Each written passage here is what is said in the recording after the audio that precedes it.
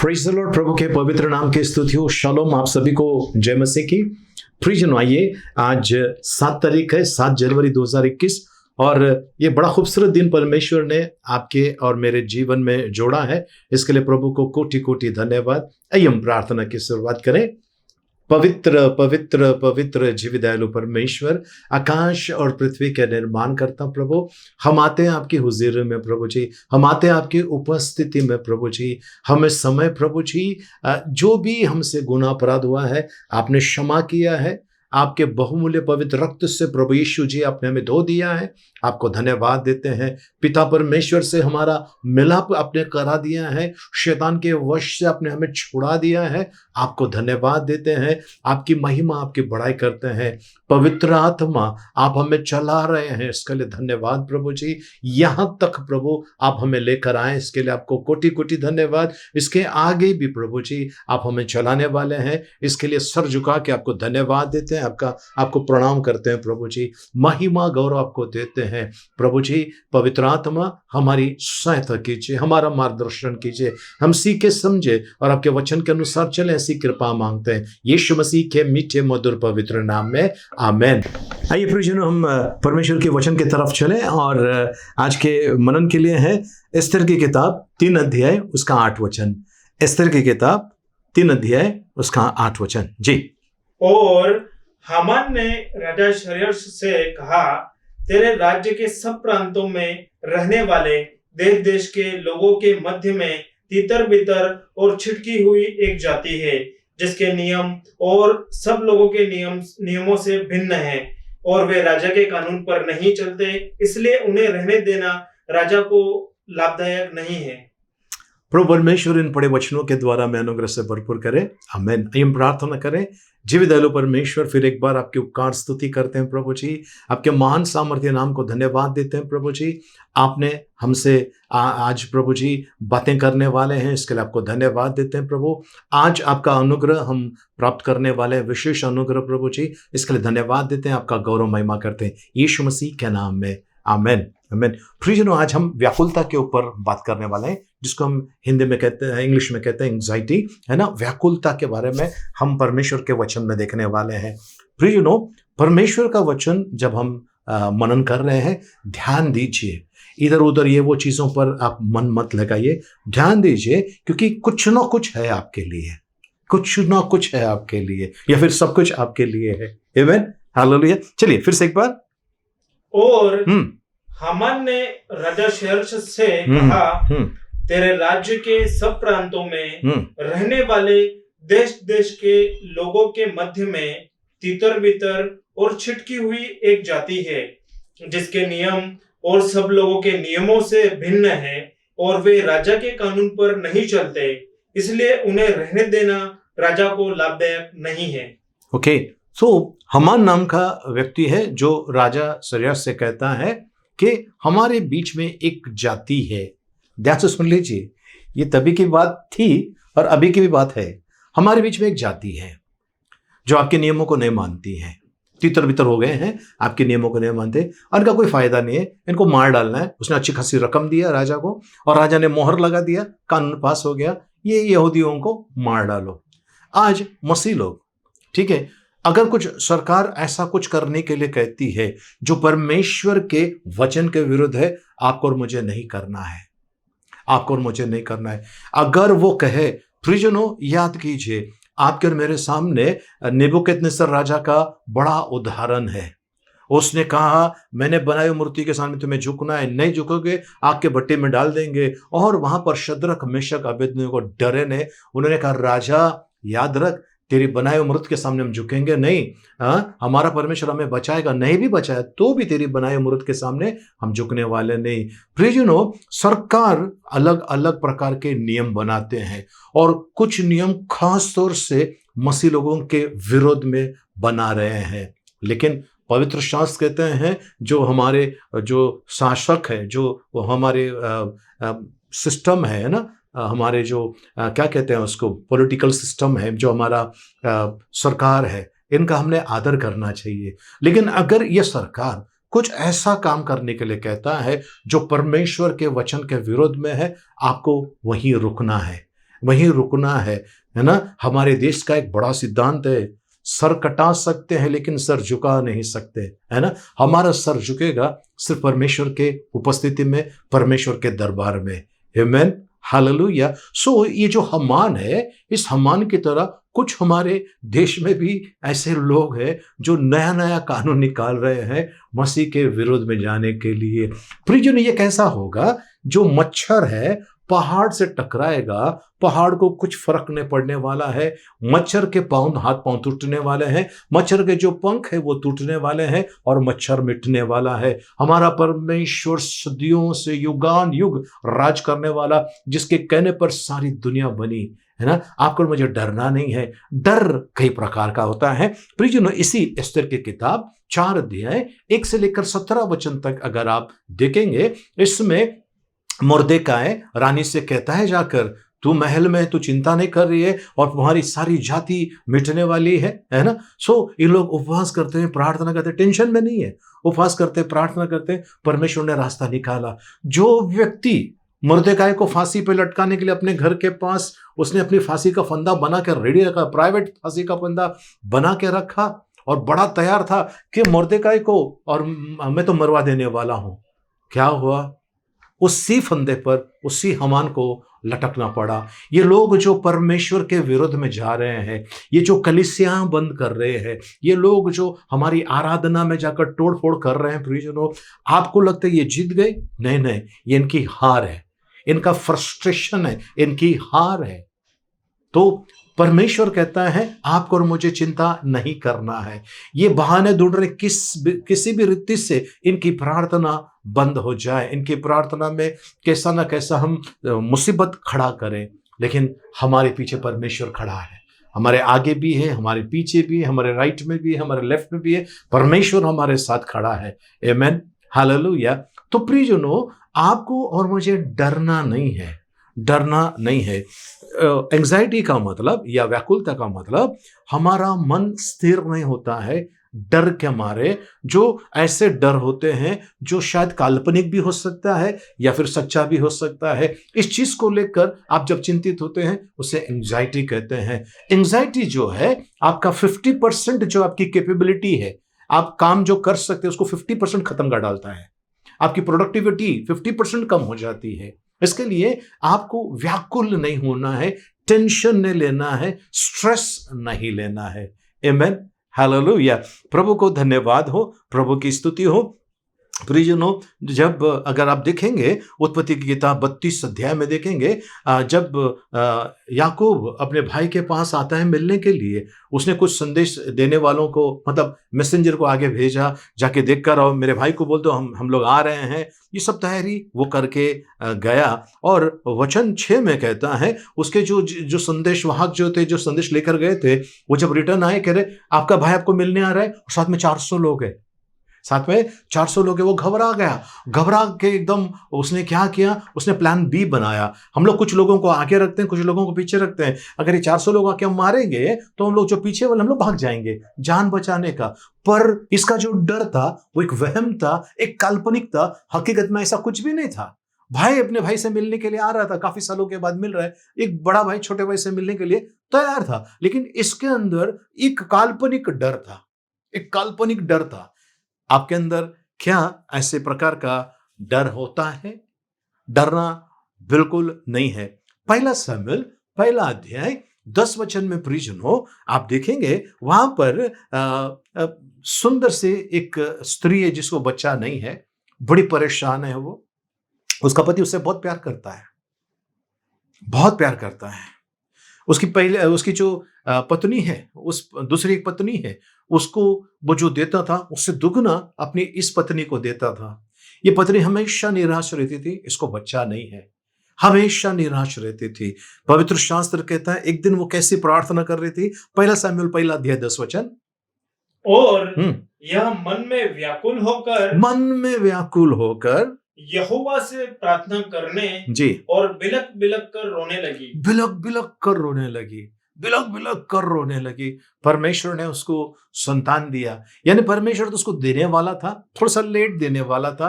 क्यों देने वाला था? परमेश्वर का राज परमेश्वर जानता है। परमेश्वर की एक योजना थी कि इस समय में एक व्यक्ति को परमेश्वर खड़ा करने वाला है, एक नबी बनाकर, एक परमेश्वर का है ना संदेश देने वाला बनाने के लिए वो समय नहीं आया था, इसके लिए ये बांझ दी। और जब समय आ गया, परमेश्वर ने उसके कोख को खोल दिया, जिसका कोख बंद था खोल दिया, वो मां बन गई। और मां बनने के बाद उसने अपना बच्चे का दूध पीने का जो समय खत्म होने के बाद में उसने बच्चे को परमेश्वर के लिए दे दिया। और वो बच्चा जैसा बड़ा होने लगा, परमेश्वर ने उससे बातें की। परमेश्वर का समय होता है प्रियजनों, व्याकुल नहीं होना है, बिल्कुल व्याकुल नहीं होना है, बिल्कुल निराश नहीं होना है। ये चीजें जो है आपके अंदर डर बना देता है, और वो सारे डर जो है ही नहीं वो आपके दिमाग में आकर आपको बीमार कर देता है। हालेलुया, प्रेज द लॉर्ड, प्रभु को धन्यवाद हो। चलिए, कुछ लोगों की नौकरी गए साल में, है ना, ये कोरोना वायरस की वजह से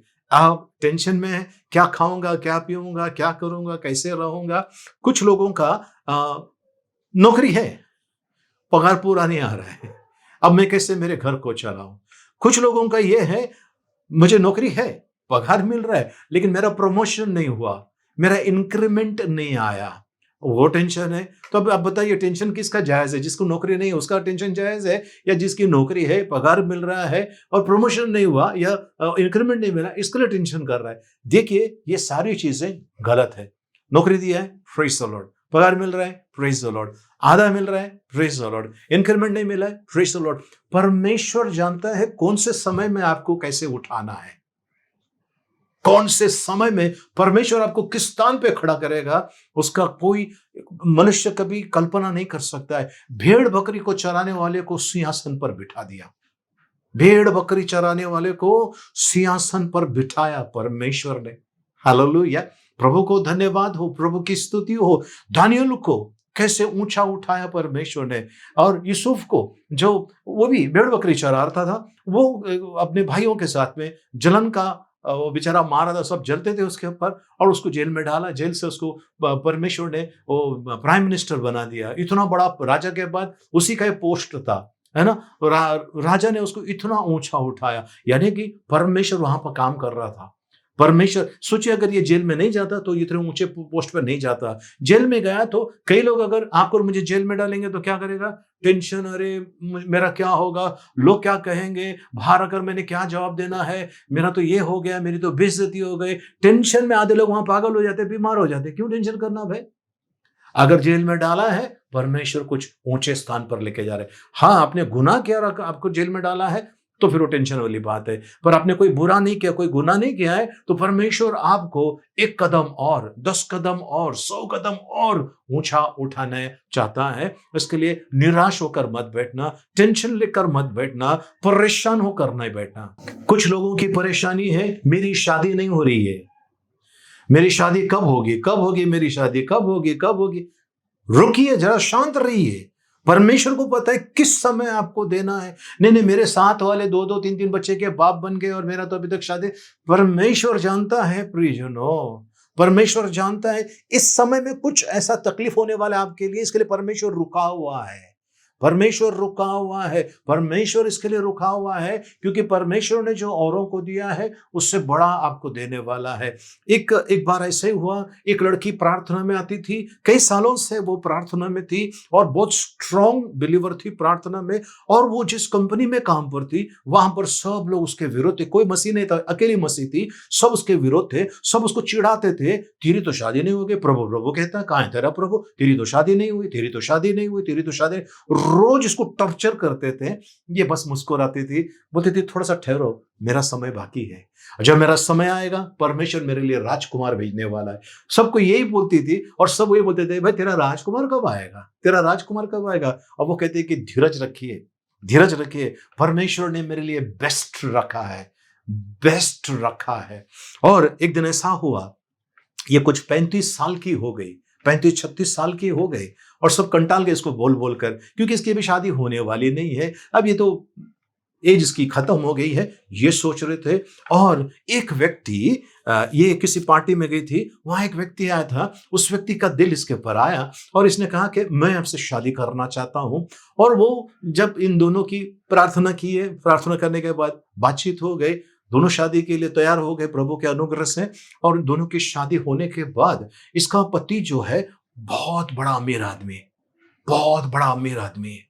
अब इसकी जो सहेलियां हैं वो कहती हैं, आपके पति को बोलो ना मेरे भाई को जॉब देने के लिए आपके कंपनी में, मेरे पति को जॉब। तो वो कहने लगी, आप ही लोग तो मुझे चिढ़ाते थे ना, कहाँ है तेरा राजकुमार, कहाँ है तेरा प्रभु, देखा मेरा प्रभु ने क्या किया।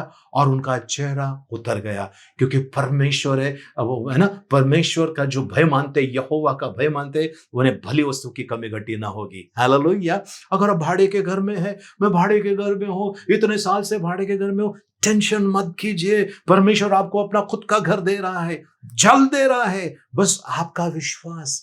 अब गाड़ी चलाते हैं प्रियजनों, जितना एक्सीलरेटर देंगे उतना तेज गाड़ी चलने वाली है। जितना विश्वास दिखाओगे आप, जितना विश्वास से आप कहोगे परमेश्वर से, उतना जल्दी आपका काम होने वाला है। आपका काम डिले हो रहा है आपका अविश्वास के कारण, आपका विश्वास कम होने के कारण आपका काम डिले हो रहा है। सो विश्वास में भरपूर होइए और कहिए, प्रभु मेरा समय आ गया, मेरा समय आशीष का आ गया।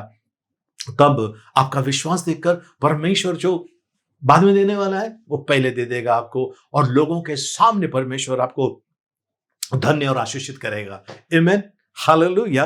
प्रभु को धन्यवाद हो। कुछ लोगों का हेल्थ इश्यू है, खुद का, पत्नी का, पति का, बच्चे का, टेंशन मत करो, दवा चल रहा है, दुआ भी चलने दीजिए। कभी दवा काम नहीं होती जहां पर दुआ काम आ जाता है।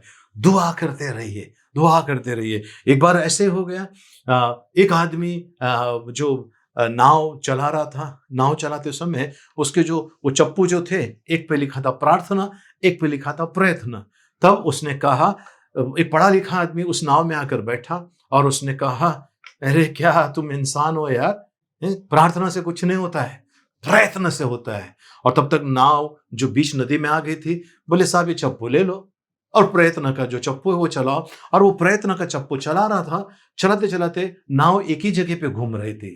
फिर उसने वो रख दिया और प्रार्थना का दिया, बोला एक ही चलाओ, प्रार्थना चलाओ। प्रार्थना का चला रहा था तो वो ऐसे एक ही जगह पे थे। फिर जब वो दोनों चप्पू चलाने लगा, प्रार्थना और प्रयत्न, वो किनारे पे पहुंच गया है। आमीन, हालेलुया। सो प्रियजनों, आज आपको और मुझे नौकरी मिलेगी और घर पे बैठे रहेगा तो नहीं चलेगा, है ना। मुझे अच्छा स्वास्थ्य मिलेगा, घर पे बैठ कर नहीं चलेगा। आपको बहुत सारी चीजें करनी है, जो पवित्र शास्त्र में लिखा है वो करनी है आपको, वो तो करनी है आपको। आप ऐसे सोचोगे कि भाई एलिया वो बैठा था वहां पर तो एक कौवा उसको मांस ला कर दिया, है ना, तो वैसा मुझे मिलेगा।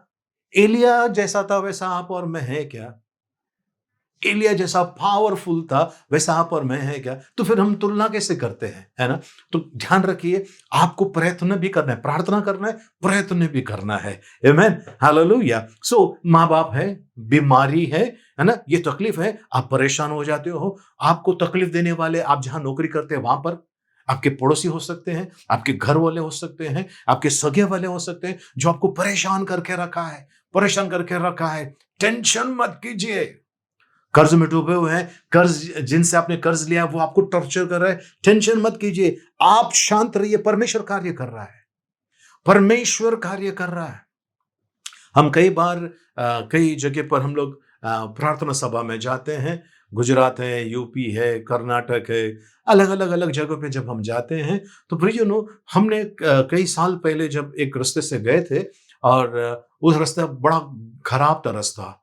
अब जाके देखे तो रास्ता बड़ा अच्छा हो गया है। कई जगह पे ट्रैफिक जाम थी, पुल का काम चल रहा था। अब जाके देखा तो पुल बना हुआ है, उधर ट्रैफिक जाम नहीं है। यानी कि परिस्थिति चेंज हो गई। लेकिन शुरुआत में लोगों को तकलीफ हुई, लेकिन बाद में वो सारी चीजें बनने के बाद लोगों के लिए सुविधा हो गया है। वैसे ही आज आपके और मेरे जीवन में प्रियजनों, ऐसा अगर कुछ हो रहा है, या ना, चिंता बिल्कुल मत कीजिए, चिंता बिल्कुल मत कीजिए। और मैं आपसे कह रहा हूं, जो लड़कियां हैं, है ना, बेटियां हैं या बहनें हैं, है ना, अगर आपको किसी का फोन आता है, रात को कभी भी फोन आता है और वो आपको टॉर्चर कर रहा है ना, या कोई आपका पीछा कर रहा है, डरिए मत, परमेश्वर आपके साथ है, परमेश्वर उनका पीछा करेगा। हालेलुया। आप डर जाते हैं, टेंशन में रहते हैं, घर पे बता नहीं पाते हैं, रात को सो नहीं पाते हैं और फिर आप बीमारी के शिकार हो जाते हैं। सो परमेश्वर कहते हैं आपको और मुझे वो बीमारी, वो डिप्रेशन, वो एंजाइटी है ना, वो डर नहीं होना चाहिए, वो डर नहीं होना चाहिए। सो इससे बचने के लिए करना क्या है? ओके, हम लोग 2-3 चीजें देखेंगे जो करना है। सबसे पहला, लूका रचित सुसमाचार 12 अध्याय 22 और 23 वचन। लूका रचित सुसमाचार 12 अध्याय 22 और 23 वचन। जी। फिर उसने अपने चेलों से कहा, यीशु मसीह ने अपने चेलों से कहा, इसलिए मैं तुमसे कहता हूँ अपने प्राण की चिंता ना करो, अपने प्राण की चिंता ना करो कि हम क्या खाएंगे, ना अपने शरीर की क्या पहनेंगे। जी, क्योंकि भोजन से प्राण और वस्त्र से शरीर बढ़कर है। ओके, सो परमेश्वर कहता है कि भोजन से बढ़कर प्राण है और शरीर, वस्त्र से बढ़कर शरीर है। यानी कि परमेश्वर जानता है, परमेश्वर जानता है आपको क्या देना है, परमेश्वर को पता है आपको क्या देना है। लेकिन प्रियजनों, उतावले मत बनिए, बस शांत रहिए। आप सोचिए, आप काम पर गए हैं और आपकी रोज की ट्रेन होती है ना, समझिए रात को 8:15 की आप ट्रेन पकड़ते हैं और आपकी वो ट्रेन निकल गई, तो आप क्या करेंगे? दूसरे दिन तक उसी प्लेटफॉर्म पर रुकेंगे? नहीं ना। क्या करेंगे आप? चलो ठीक है, वो ट्रेन गई, उसके बाद और कोई ट्रेन होगी, उसमें मैं जाऊंगा, है ना। तो उसी तरह से अगर आपका काम नहीं हुआ, मेरा काम नहीं हुआ, टेंशन करने से अच्छा बस नया दिन परमेश्वर ने दिया है, नई ऊर्जा, नई शक्ति, नई सामर्थ्य, नया अभिषेक में चलना चाहिए। फिर चिंता करके अरे मेरा कल का दिन गया, 2020 मेरा गया, 2020 मेरा खराब। मैंने तो 2021 भी है ना भाई, 2021 भी दिया है ना प्रभु ने। आनंद मनाओ, परमेश्वर को धन्यवाद दो, है ना। बाइबल कहती है, प्रभु यीशु मसीह ने अपने चेलों से कहा कि तुम चिंता मत करना अपने जीवन को लेकर के, क्या खाएंगे, क्या पिएंगे, है ना, क्या पहनेंगे, इन चीजों की चिंता मत करना। पवित्र शास्त्र कहता है प्रियजनों, है ना, रोमियो 8:28, रोमियो की पत्री 8 अध्याय उसका 28 वचन। जी। और हम जानते हैं प्रियजनों, प्रेरित पौलुस कहता है हम जानते हैं कि जो लोग परमेश्वर से प्रेम रखते हैं, जो लोग परमेश्वर से, स्थिति से नहीं, लोगों से नहीं, जो लोग परमेश्वर से प्रेम रखते हैं, उनके लिए सब बातें मिलकर भलाई ही को उत्पन्न करती है। ओके, जो लोग परमेश्वर से प्रेम करते हैं उनके लिए सारी बातें मिलकर भलाई को उत्पन्न करती है। यानी आपके साथ में कुछ बुरा हुआ है, परमेश्वर उसको भलाई में परिवर्तित करने वाला है। प्रियजनों, दूध देखिए कैसा लीटर है ना। सो सस्ता है दूध, है ना। कुछ जगह पे 46 रुपया चल रहा है टोन मिल्क, और 70 के ऊपर जो है अच्छा दूध आता है। ओके, सो उसके बाद उस दूध का जो दही बनता है, दही की कीमत थोड़ी सी ज्यादा हो जाती है, ठीक है।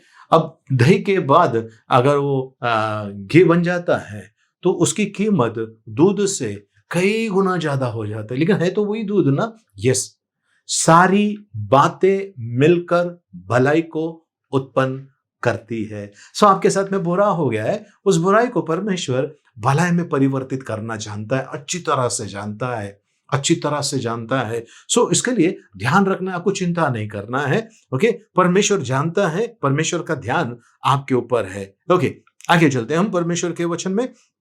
पहला पेत्रस 5 अध्याय 6, 7 और 8 वचन हम पढ़ेंगे। जी।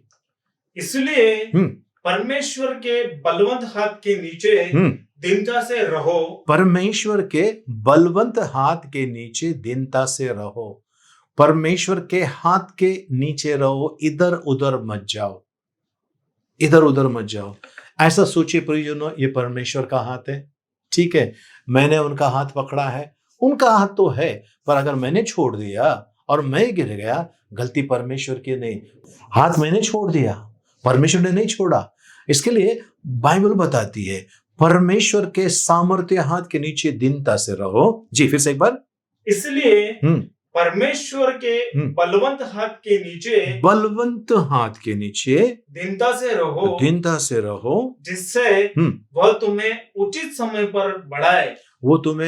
समय पर बढ़ाए। आगे, और अपनी सारी चिंता उसी पर डाल दो, अपनी सारी चिंता उसी पर डालो, क्योंकि उसको तुम्हारा ध्यान है। उसको तुम्हारा ध्यान है, सारी चिंता उस पर डालो। लेकिन हम क्या कर रहे हैं, चिंता अपने पास ले लेकर हम बीमार गिर जाते हैं, पीड़ा में गिर जाते हैं, और फिर हमारे जीवन के अंदर निराशा आने लगता है। प्रियजनों, हम कभी कभी क्या करते हैं, हमारे अंदर एंग्जाइटी है, हमारे अंदर वो व्याकुलता है, लेकिन क्या करते हैं, लोगों के सामने हम मुस्कुराते हैं, उनको बताते नहीं, लेकिन अंदर के अंदर वो जो टाइम बॉम्ब बोलते हैं ना, टाइम बॉम्ब, उसका टिक टिक टिक टिक टिक टिक टिक टिक घड़ी चल रही है, कभी भी ब्लास्ट हो सकता है। ऐसी अवस्था में आ जाते हैं, और इसके सबसे बड़ा कारण शैतान है।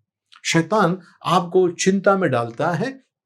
आपको डरना नहीं है, आपको बिल्कुल डरना नहीं है, परमेश्वर आपके साथ है। आगे, सचेत हो और जागते रहो, सचेत हो और जागते रहो, क्योंकि तुम्हारा विरोधी शैतान गर्जने वाले सिंह के नाई इस खोज में रहता है जी कि किसको फाड़ खाए। किसको फाड़ खाए। वो भी फाड़ खाने का मतलब जैसे जानवर पकड़ के दूसरे जानवर को खाते, वैसा नहीं है, पर ये अंदर से अंदर हमको गला डालता है, अंदर से हमें कमजोर कर देता है ना। इसके लिए आपको एंजाइटी अटैक आ गया, टेंशन नहीं करना है, आपको परमेश्वर का वचन बोलना है, आपको परमेश्वर का वचन बोलना है। और जैसा वचन बोलने लगेंगे, शैतान का हथियार खत्म होना स्टार्ट हो जाता है, शैतान का हथियार उसका सामर्थ खत्म हो जाता है। क्योंकि पवित्र शास्त्र बाइबल में लिखा है, लूका 10:19 में लिखा है कि परमेश्वर का वचन कहता है, देखो मैंने तुम्हें सांपों और बिच्छुओं को रौंदने का और शत्रु की सारी सामर्थ के पर अधिकार दे दिया है। शत्रु की सारी सामर्थ के पर अधिकार दिया है, यानी कि उसकी कोई भी हथियार हम पर सफल ना होंगे। यशायाह 54:17 में लिखा है, जितने हथियार तेरे विरोध में बनाए जाए उनमें से एक भी सफल ना होगा। लोग मुद्दे होकर तुझ पर नालिशी करेंगे तो उन सभी से जीत जाएगा, क्योंकि यहोवा के दासों का यही भाग है। आमेन, हालेलुया। सो आपको अगर लग रहा है कुछ प्रेशर आपके ऊपर आ रहा है, उस प्रेशर के तले मत आइए। लेकिन ऐसा नहीं कि भाई आपका जो काम है, आपको जो डेडलाइन दिया है, उस डेडलाइन के अंदर को काम करना है, यस वो करना ही पड़ेगा। लेकिन फालतू का, मैंने शुरुआत में कहा ना, ये एंजाइटी या फिर व्याकुलता का मतलब क्या है? ये एक प्रकार का डर है जो आपके दिमाग में बैठकर आपको कमजोर कर रहा है। और ये डर, उसमें से कुछ तो ऐसा भी होता है जो काल्पनिक होता है, जैसा एसाव आएगा 400 लोगों के साथ, मुझे और मेरे बच्चों को, पत्नी को पकड़ के मारेगा। ये काल्पनिक डर था, लेकिन ऐसा कुछ हुआ ही नहीं, ऐसा कुछ हुआ नहीं, काल्पनिक डर था। इसके साथ में कि भाई मुझे बच्चा नहीं हो रहा है, मुझे बच्चा नहीं हो रहा है, काल्पनिक डर था। उसके अलावा देखिए, जब प्रभु यीशु मसीह के पास याईर आया था और याईर ने कहा कि मेरी बेटी मरने को, चल मेरे घर पर, और यीशु मसीह उसके घर पे जाते जाते कुछ और चिन्ह चमत्कार, 12 साल से लहू बहने वाली स्त्री के लिए उसने प्रार्थना किया, उसको चंगाए। वो स्त्री जब आई, उसने उसका वस्त्र पकड़ लिया, वस्त्र पकड़ते ही उसको ठीक हो गया, और प्रभु ने कहा जा, तेरे विश्वास ने बेटी तुझे ठीक कर दिया। ये सारी सब वहां पर चीजें हो रही थी। पवित्र शास्त्र में सारी बातें नहीं लिखी है, लेकिन हो रही थी। उतने में याईर के घर के लोगों ने कहा कि गुरुजी को तंग मत करो, आपकी बेटी मर गई। प्रभु यीशु ने कहा मत डर, केवल विश्वास कर। यानी उसके अंदर वो डर आ रहा था कि मेरी बेटी मर गई, हालांकि वो मर गई थी, लेकिन प्रभु जी ने कहा वो मरी नहीं है। लाजरस मरा था, मरकर 4 दिन हुआ था, लेकिन यीशु मसीह जानबूझकर लेट गया वहां पर, जल्दी नहीं गया, आराम से वहां पर गया। क्यों? उसे जब पूछा गया कि प्रभु ये आपका प्रिय जो आपका मित्र है, उसका वो क्या हुआ है उसको, बोलता है ये बीमारी उसकी मौत के लिए नहीं है, परमेश्वर के गौरव के लिए। और जब वो गया कब्र पर, और कब्र पर जाने के बाद वो कहते हैं कि लाजरस बाहर आ, यानी सब रो रहे हैं, पूरा गांव गम में डूबा हुआ है। यीशु मसीह वहां पर जाकर थोड़ा सा एक शब्द लिखा है जो वो रोया है ना। और जब उसने जब कहा लाजरस बाहर आ, लाजरस बाहर आ गया, जैसा वो मरा ही नहीं। तो उसकी बहन बोलते वो मर के 4 दिन हो गए, अभी बास आने वाला है, प्रभु बास आ रहा होगा। पुनरुत्थान और जीवन मैं हूं, उसने कहा बाहर आ गया। अगर वो लाजरस कब्र से बाहर आ सकता है, वो विधवा स्त्री, नैन की विधवा स्त्री उसका बेटे की अर्थी जा रही थी, वहां पर यीशु मसीह बीच में गया, उस बच्चे को उठाया, उस विधवा स्त्री को, उस माँ जी को सौंप दिया अपने बेटे को। अगर यीशु मसीह ये कर सकता है, यानी आपके अंदर जो एंजाइटी है, यीशु मसीह इसको भी हटा सकता है। जैसा मौत ने लाजरस को पकड़ा, मौत ने उस नैन की विधवा स्त्री के बेटे को पकड़ा, मौत ने इस याहीर की बेटी को पकड़ा। जब यीशु मसीह वहां पर गया, मौत ने अपना हाथ हटा लिया, मौत ने अपने जो नाखून थे, जो गड़े थे, वो हटा लिए, क्योंकि यीशु मसीह वहां पर आया। अगर एंजाइटी, अगर वो नाखून है, यीशु मसीह प्रार्थना का उत्तर है। आमीन, हालेलुया। चलिए योना 14:27 देखिए क्या कहता है। योना रचित सुसमाचार उसका 14 अध्याय उसका 27 वचन। जी, मैं तुम्हें शांति दिए जाता हूँ। हो आप व्याकुल है, टेंशन में है, आपका प्रेशर हाई है, आप बिल्कुल क्या करना है समझ में नहीं आ रहा है। यीशु मसीह कहता है मैं तुम्हें अपनी शांति दिए जा रहा हूं। जी, मैं तुम्हें शांति दिए जाता हूँ। मैं तुम्हें शांति दिए जाता हूं, अपनी शांति। कौन सी शांति? जब नाव डूब रही थी, पानी आ गया था, तूफान आ गया था, यीशु मसीह ने खड़े होकर बोला शांत हो जाओ, शांत हो गया। यानी ये शांति जो यीशु मसीह के पास है, ये शांति जो रात भर लोग मच्छी पकड़ कर एकदम परेशान हो गए, उनको कुछ भी नहीं मिला, यीशु मसीह ने कहा नाव डालो अभी पानी में। तो पेतरस कहता है प्रभु रात भर मच्छी पकड़ा, कुछ भी नहीं मिला, क्योंकि आप कह रहे हैं हम डाल रहे हैं। और जाल डालने के बाद इतनी मछलियां आई, जाल टूटने लगा, इतनी मछलियां। उसी कैसे यीशु मसीह के पास शांति थी, यीशु मसीह के पास शांति थी। प्रियजनों, वो शांति यीशु मसीह कहता है मैंने संसार को जीत लिया है। वो शांति प्रभु यीशु मसीह आज आपको दिए जा रहा है। जी, फिर से एक बार, मैं तुम्हें शांति दिए जाता हूँ। मैं तुम्हें शांति दिए जाता हूँ, अपनी शांति, मेरी अपनी शांति तुम्हें देता हूँ। तुम्हें देता हूँ, जैसा संसार देता है, जैसा संसार देता है, मैं तुम्हें नहीं देता। मैं तुम्हें नहीं देता हूँ। संसार की शांति कैसी होती है प्रियजनों? आपने अगर किसी गरीब को खिलाया, ओ कितना अच्छा लगा, और अगले पल किसी ने आपको एक धक्का मारा, आपके मुंह से कुछ गलत शब्द निकल गया, आपकी शांति भंग हो गई। ठीक है, आपने किसी आदमी का ऑपरेशन रुका हुआ है, आपने उसको लाख रुपया उठा कर दिया, 2 लाख उठा कर दिया, मैं इसका ऑपरेशन कराओ, और आपको कितना अच्छा लगता है, मैंने पुण्य का काम किया है। कोई एक साइकिल वाला या मोटरसाइकिल वाला आपको धक्का मार देता है, आप नीचे गिर जाते हैं, आपकी शांति भंग हो गई, आपकी शांति खो गई, आप चिढ़ कर एकदम गुस्से में आ जाते हैं, और आपको शांत होने के लिए काफी समय लग जाता है। लेकिन प्रभु यीशु मसीह कहता है मैं तुम्हें वो शांति नहीं देता हूं जो जगत तुम्हें देता है, पर मैं अपनी शांति तुम्हें दिए जा रहा हूं। यानी कि आपकी जो ये व्याकुलता का जो दवा है, प्रभु यीशु मसीह की शांति, प्रभु यीशु मसीह की शांति है ना। जब प्रभु यीशु मसीह की शांति आती है प्रियजनों, तब क्या होता है, एक व्यक्ति को कुछ लोगों ने घेरा, बंदूक लेकर घेरा, और उनको कहा आप यीशु मसीह को छोड़ दो। वो हंस रहा है, वो बोलता है मैं जीना छोड़ सकता हूं, पर यीशु मसीह को नहीं छोड़ूंगा। और उसको बांधा, और वो मुस्कुरा रहा था, बोले तुझे डर नहीं लगता? हमने कई लोगों को मारा, सब डर के, कुछ लोगों ने यीशु मसीह को छोड़ दिया डर के मारे, कुछ लोगों ने और कुछ बहाना बताया, कुछ लोगों ने हमारे सामने बोल दिया कि हमने यीशु मसीह को आज से छोड़ दिया, ये वो सब बताया। लेकिन तेरे चेहरे पर क्यों ऐसा तेज है? तेरे चेहरे पर वो हंसी क्यों है? तेरे अंदर वो शांति कैसी है? तो उन्होंने कहा भाई मैं किसी और का बारे में तो नहीं बता सकता हूं, मैंने प्रभु को देखा है, मैंने प्रभु से बातें की है, और मुझे पता है आप जैसा मुझे एक गोली मार दोगे, है ना, गोली मार दोगे, ठक ठक ठक ठक ठक गोली मार दोगे, अगले पल में मेरे प्रभु के गोद में जाकर बैठने वाला हूं, क्योंकि मैं तो जिलाया गया हूं और स्वर्गीय स्थानों में यीशु मसीह के साथ में बिठाया गया हूं। बस यही चीज है मुझे रोक के रख रहा है। बस आप गोली मार दीजिए और मैं सीधा निकलकर मेरे प्रभु के चरणों में जाकर बैठने वाला हूं। ये लोग हैरान हो गए।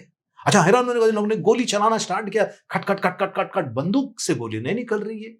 ये आदमी का विश्वास देखिए, इतने बड़े तूफान में मौत नजदीक है, किसी भी पल सट करके खेल खत्म, लेकिन एकदम मस्त आनंदित था और गीत गा रहा था। बहुत परमेश्वर को धन्यवाद हो, वो गीत गा रहा था, नहीं चली, फिर उन्होंने बंदूक निकाल के कहीं और जगह लगाया, निशाना लगा, उधर चल रही है, इसके पर नहीं चल रहे, उन लोग ने बंदूक छोड़ दिया, बोलते आप जाओ। उनको छोड़ दिया। वो मौत के सामने भी वो हंस रहा था, मुस्कुरा रहा था। प्रभु की शांति उसके पास थी। तो प्रियजनों, आप और मैं ऐसी बुरी स्थिति में तो नहीं है ना, फिर मुस्कुराइए, आनंदित रहिए। परमेश्वर आपसे प्यार करता है। प्रभु कहता है, मैं तुम्हें शांति दिए जा रहा हूं, मैं तुम्हें अपनी शांति दिए जा रहा हूं। वो शांति जब आपके पास आ जाती है प्रियजनों, परिस्थिति कैसे भी हो, आपके चेहरे से मुस्कुराहट हटने वाली नहीं है। आमेन, हालेलुया, प्रेज द लॉर्ड। प्रभु को धन्यवाद हो। तो आज प्रियजनों, हमने देखा है, अगर आपको एंजाइटी का अटैक आता है ना, व्याकुल हो जाते हैं, टेंशन में आ जाते हैं, आपको पसीना पसीना निकलना स्टार्ट होता है, आपके हाथ पांव गीले हो जाते हैं, आपके अंदर बिल्कुल ऐसा लगता है कि अभी कुछ मेरे साथ में बुरा होने वाला है, अगर ऐसा है, निकलने का रास्ता है।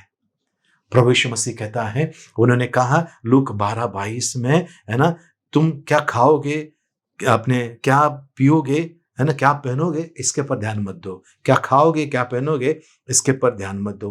प्रभु का वचन कहता है, सारी बातें मिलकर भलाई को उत्पन्न करती है। और प्रियनो, पवित्र शास्त्र बाइबल 5 अध्याय 6 और 7 वचन में हमने पढ़ा, 6, 7, 8 वचन में पढ़ा, वो धाड़ने वाले शेर के समान ढूंढ रहे किसको फाड़ के खाए। अगर एंजाइटी का अटैक आपके ऊपर आया, आप उसको अटैक करो परमेश्वर के वचन से। परमेश्वर का वचन इब्रानियों 4:12 कहता है, दोधारी तलवार से भी ज्यादा तेज है, आर पार कर देता है। यानी कहां से यूज करना है? जबान से। परमेश्वर का वचन कहना है, स्पिरिट ऑफ एंजाइटी, एंजाइटी का आत्मा, व्याकुलता का आत्मा, परेशानी का आत्मा, मैं तेरे सारे अधिकार को मेरे ऊपर से तोड़ता हूं प्रभु यीशु मसीह के नाम से। आपको लड़ना है प्रियजनों, आपको लड़ना है। जब आप लड़ोगे, जय आपका है, क्योंकि प्रभु ने आपको और मुझे जीवन से बढ़कर बनाया है। आमेन, हालेलुया।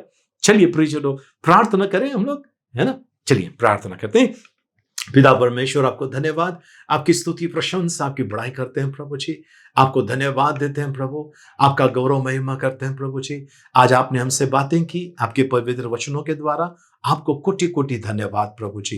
प्रभु, हम सभी को प्रभु जी अच्छे स्वास्थ्य में, अच्छे आरोग्य में चलाइए प्रभु जी, क्योंकि हम विश्वास करते हैं आपके खाए हुए कोड़ों के मार के द्वारा हम चंगे हो गए हैं प्रभु। आपने हमें छुटकारा दिया है प्रभु जी, क्योंकि हमारा शरीर पवित्र आत्मा का मंदिर है और इस मंदिर के अंदर शैतान को, बीमारियों को कोई भी स्थान नहीं है। हम लहू का दाम देकर खरीदे हुए हैं। धन्यवाद प्रभु परमेश्वर पिता, आपका गौरव महिमा करते हैं, आपकी बड़ाई करते हैं प्रभु यीशु मसीह के मीठे मधुर पवित्र नाम में, आमेन, आमेन। मेरे पीछे प्रार्थना करेंगे प्रियजनों, आप में से जिनको भी डर का शिकायत है, एंजाइटी का, व्याकुलता का शिकायत है, एकदम उतावले हो रहे हैं, हाइपर हो जाते हो, है ना, ऐसा कुछ है, चिंता मत कीजिए, परमेश्वर ने रास्ता बनाया है। मेरी शांति मैं तुम्हें दिए जा रहा हूं, प्रभु ने कहा है। सो वो प्रभु की शांति हम अपने जीवन में लेंगे और फिर आगे जाएंगे। क्या खाएंगे, क्या पिएंगे, घर नहीं है, नौकरी नहीं है, ये सब का इंतजाम परमेश्वर ने किया है। बस आप थोड़ा सा शांत रहिए और सुनिए परमेश्वर क्या कहता है। आमीन। मेरे पीछे प्रार्थना कीजिए। पिता परमेश्वर, मैं इस समय आपके वचनों के लिए आपको धन्यवाद देता हूं। मैं विश्वास करता हूं आपने आज मुझसे बातें की हैं। मेरे अंदर आपने डर का नहीं, सामर्थ का, संयम का और प्रेम का आत्मा दिया है। मैं आपके वचनों के द्वारा जय प्राप्त करते जा रहा हूं। प्रभु परमेश्वर, मेरी इस बीमारी को, मेरी इस परेशानियों को मैं आपके हाथ में सौंपता हूं। मेरा ताबा लीजिए प्रभु, मुझ पर अनुग्रह कीजिए। शैतान, मेरे प्रभु यीशु ने तेरे सर को कुचल दिया है, तू हारा हुआ है। तेरे सारे कार्यों को नेस्तो नाबूद कर दिया है। व्याकुलता की आत्मा, परेशानी की आत्मा, डर की आत्मा, तेरा जो भी गढ़ है, बंधन है मेरे विरोध में, मैं उससे प्रभु यीशु मसीह के नाम से तोड़ देता हूं, हमेशा हमेशा के लिए। सारे बंधन जो मेरे विरोध में है उससे मैं तोड़ता हूं यीशु मसीह के नाम में। 2 कुरिन्थियों 10 अध्याय 4 वचन के अनुसार सारी बातें जो परमेश्वर के पहचान के विरोध में है मैं उसे कैद करता हूं और प्रभु यीशु मसीह का आज्ञाकारी बनाता हूं। धन्यवाद देता हूं प्रभु जी, आपने मुझे आज छुटकारा दिया है। आज मेरा छुटकारे का दिन है। मैं धन्यवाद देता हूं यीशु मसीह के मीठे मधुर पवित्र नाम में। Amen amen. Praise the Lord. प्रभु को धन्यवाद। प्रियजनों, आइए इस समय हम प्रार्थना समाप्त करें और भजन संहिता 23 एक साथ में बोलेंगे। यहोवा मेरा चरवाहा है, मुझे कुछ घटी ना होगी। वह मुझे हरी हरी चराइयों में बैठाता है। वह मुझे सुखदायी जल के झरने के पास ले चलता है। वह मेरे जी में जी ले आता है। धर्म के मार्गों में वह अपने नाम के निमित्त मेरी अगुवाई करता है। चाहे मैं घोर अंधकार से भरी हुई तराई में होकर चलूं तो भी हानि से ना डरूंगा, क्योंकि तू मेरे साथ रहता है। तेरे सोंठे और तेरे लाठी से मुझे शांति मिलती है। तू मेरे सताने वालों के सामने मेरे लिए मेज बिछाता है। तूने मेरे सिर पर तेल मला है। मेरा कटोरा उमड़ रहा है। निश्चय भलाई और करुणा जीवन भर मेरे साथ साथ बनी रहेगी और मैं यहोवा के धाम में सर्वदा वास करूंगा। आमेन। अब पिता परमेश्वर का प्रेम, प्रभु यीशु मसीह का अनुग्रह और पवित्र आत्मा की सहभागिता अब से लेकर सदा तक हम सबके साथ में बनी रहे। Amen amen. Praise the Lord. प्रभु को धन्यवाद हो, प्रभु की स्तुति हो। प्रियजनों, आज 7 तारीख है। आज सविता मोनिस इस बहन का जन्मदिन है। साथ साथ में कल केजिया पिकार्डो इस बच्ची का जन्मदिन है। आप सभी को जन्मदिन की ढेर सारी शुभकामनाएं। यही हम प्रार्थना करें इनके लिए और विश्व भर में जितने भी लोग हैं जिनका जन्मदिन है या शादी का सालगिरह हम उनके लिए प्रार्थना करें। पिता परमेश्वर इस समय विश्व भर में जितने भी लोग हैं जिनका आज है, कल, प्रभु जी जिनका भी सप्ताह भर में जन्मदिन है, वो शादी का सालगिरह है या कोई अच्छा अवसर है उनके जीवन का, उसके लिए आपको धन्यवाद देते हैं। प्रभु जी इनके साथ रहिए। प्रभु जी दीर्घायुष्य और आखिरी सांस तक के आपके प्रति विश्वास योग रहे। इनका ये जो साल प्रभु आशीर्वाद का साल, बढ़ोतरी का साल, प्रभु जी कृपा, करुणा, दया और आपकी भलाई में बढ़ने का साल है। प्रभु जी कर्ज से छुटकारे का और प्रभु जी अद्भुत कार्य का साल है। इन सभी को आपके हाथ में सौंपते हैं। इन सभी को आप चलाइए। धन्यवाद देते हैं, उपकार स्तुति करते हैं यीशु मसीह के मीठे मधुर पवित्र नाम में। आमेन। प्रियजनों, हम प्रार्थना सभा समाप्त कर रहे हैं, लेकिन समाप्त करने के पहले आप सभी को बहुत बहुत धन्यवाद। 2020 में आपने हमें बहुत मदद की हमारी और अच्छे खासे हमारे सब्सक्राइबर की लिस्ट बढ़ गए। धन्यवाद। और हम विश्वास करते हैं अभी हम 300 में चल रहे हैं, जल्द से जल्द 3000 हो जाएं।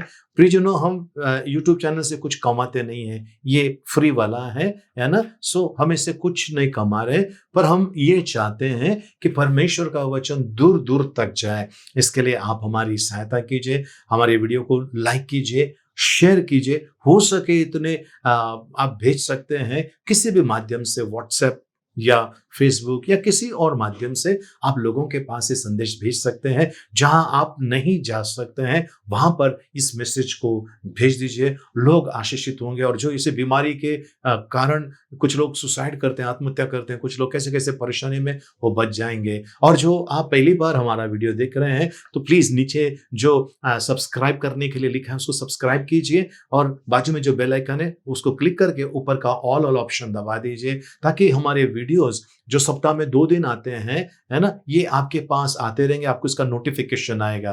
आमेन। Praise the Lord. प्रभु आपको आशीषित करे।